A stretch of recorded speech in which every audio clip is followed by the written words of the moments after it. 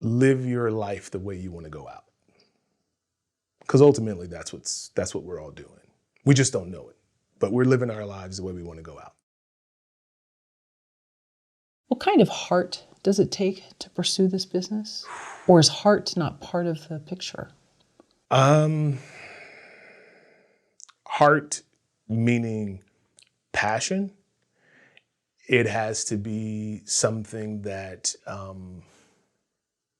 it has its own rechargeable battery.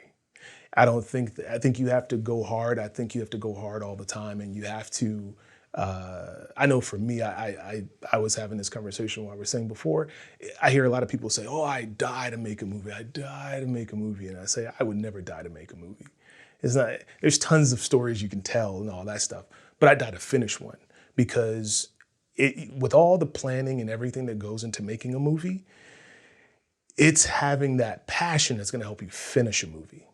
Because for all the movies that are out there that you can think of, think about it this way. If you saw 100 movies, there were probably 50,000 that they started making but never finished. And of that 50,000, there were probably 150,000 scripts that were in development and about to start production. So if you look at that number and it filters all the way down to just 100 films, it's not about getting the opportunity to make a film, it's about finishing a film. And that takes a passion where you have to go into it with the understanding that no matter how excited someone is about your project, be it the actor, the cinematographer, the editors, anybody who's working on that film that's not you, those people, for as excited as they are, they do not care as much as you do. They never will. So when things start breaking down and it's got to be spit, bubble gum, and duct tape to keep it together and to keep it moving, it's going to be you. It's going to be you. And the second you get tired and you can't finish it, that's when it stops. That's when it stops. Because you're the person, you're the battery. You have to keep recharging that battery, that passion. You have to keep it going, and it has to push you all the way through every adversity and every obstacle to get to completion. It has to push you, and it can't die ever, because that's when the project will just cease to exist. And once it stops, it's very rare that projects get picked back up and they finish them. It's very rare. So I would say in terms of heart, I'd relate it to passion and say that, yeah, it has to be a rechargeable battery that just doesn't die. It can't die. Now, if you're saying what kind of heart in terms of caring and compassion and that sort of thing, I don't know how far that gets you. I don't know. I think if you get into films that are very much about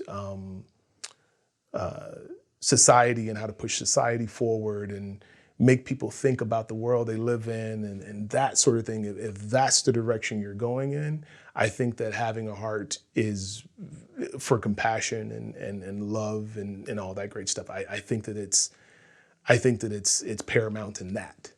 Because it takes a great amount of willingness to understand people and open yourself up to learn about others and to learn about their cultures and whatever it is that you're going to be talking about in that film. It does take a great amount of heart and compassion to do that, to be willing to completely immerse yourself in someone else's world.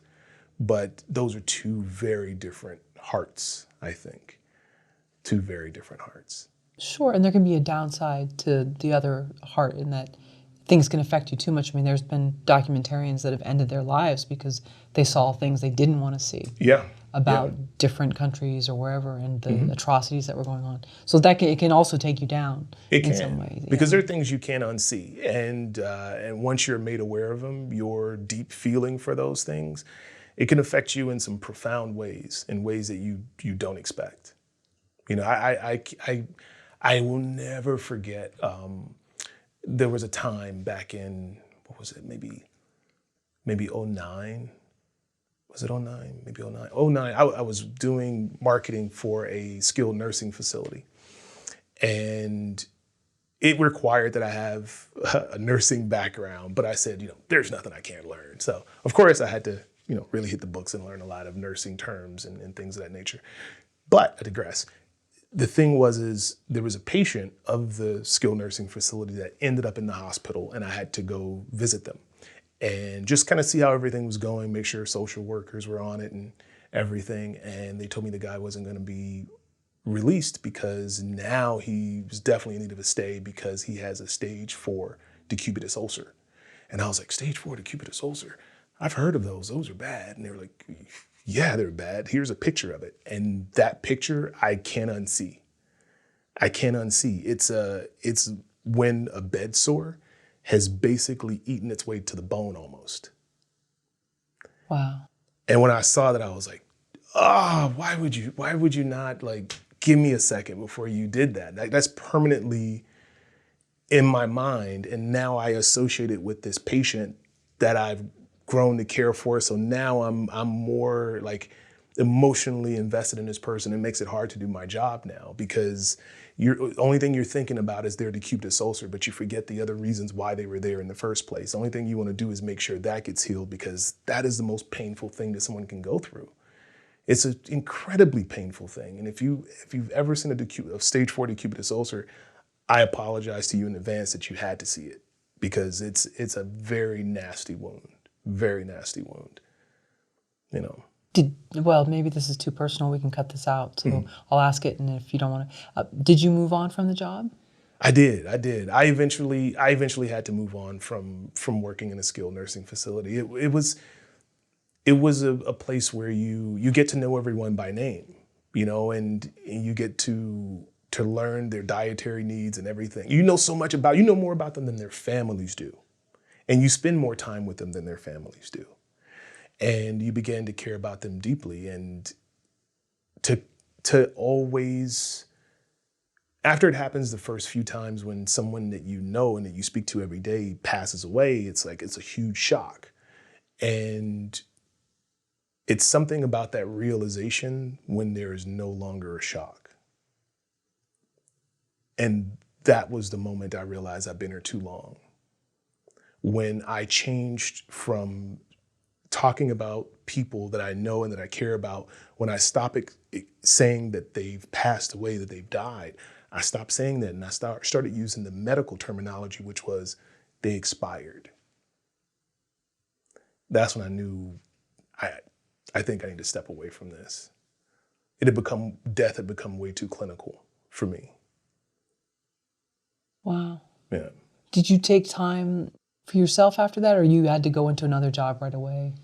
No, I took a little time away. As a matter of fact, I think that was the impetus to make me say, I really just want to focus on the arts. I started having conversations with people, and I don't know how it sounds now. I really don't know, because back then it was so clinical, and it still feels clinical when I say it. But I started telling people, I've seen the end. Live your life the way you want to go out. Because ultimately that's what we're all doing. We just don't know it, but we're living our lives the way we want to go out. So either your mind's going to go first or your body, but live your life the way you want to go out. And as I said that more, I realized, you know what, I will start feeling that regret that I'm not supposed to feel if I don't now start going 100% after my plan A. That's when you'll start having that regret, when you see an opportunity that you let pass by. And doing that actually led me into the film Axeman at Cutter's Creek. It really did. It was because I left that and I just sat down and really just got back to writing and said, I just want to pursue this and I want to shoot a film by this date. I want to forget everything I've been doing before this and I want to shoot this film. And so that's what I did. I just devoted all my energy to that. And funny enough, a doctor that I met actually ended up financing that film.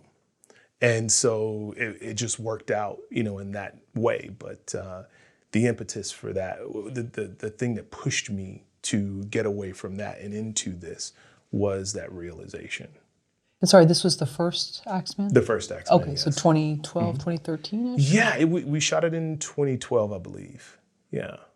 Okay. 2012 is when we actually shot it, but before that it was me writing and going to everyone and trying to figure out who was going to finance this thing.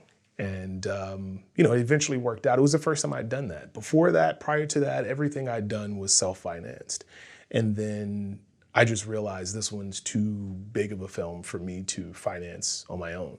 And so I did go around looking for, a financier or producing partner, somebody to help me get the movie made.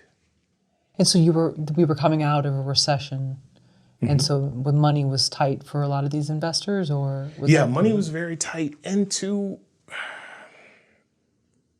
there's a certain amount of vanity and ego that comes along with, I guess, sometimes financiers.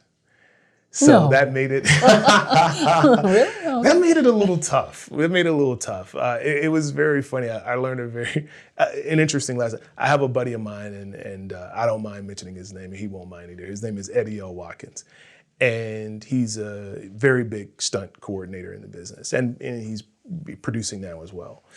And he was in these meetings with me as we were going around and everything, and one of the investors said, "You know what, I would just prefer if we do these scenes the way I've written." And he hands me pages that he's now written to rewrite my script, right?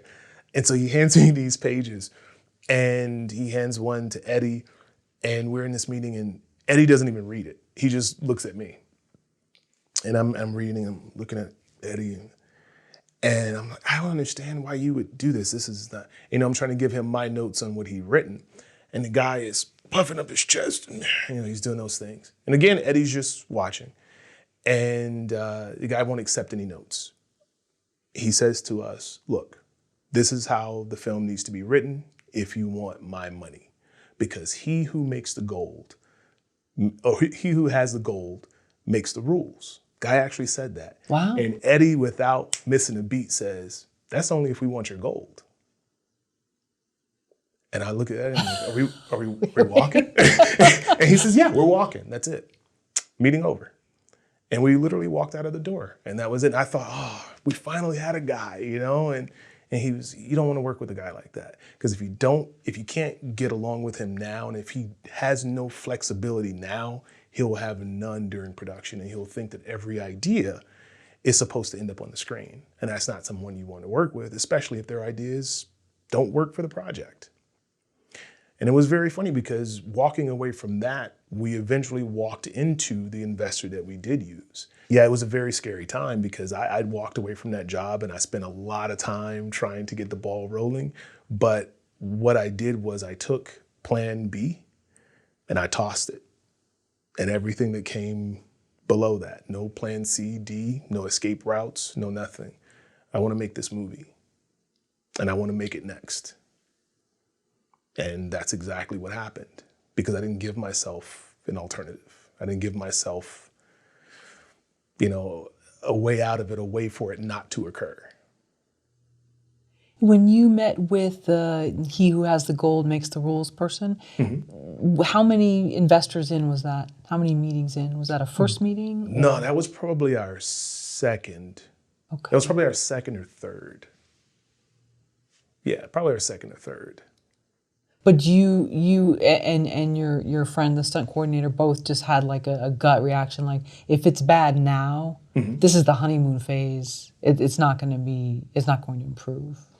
Well, here's the backstory to that, which is that Eddie has been in the industry forever. He started out as Eddie Murphy's bodyguard. That's how he started out, and eventually he got into the industry as a stunt guy, and he eventually got into the place where he now coordinates all the stunts. And he has just a long history in the film, and he has a lot of experience. So he gave me many life lessons along the way. But in this one, he he'd done it so much where he didn't even need to read the paper. It didn't matter because this is the guy who wrote it and he knows if it's good or not. That was his only point. I would know if it's good or not. And if it's not appropriate for the film, we're not going to do it. So that's how that decision got made.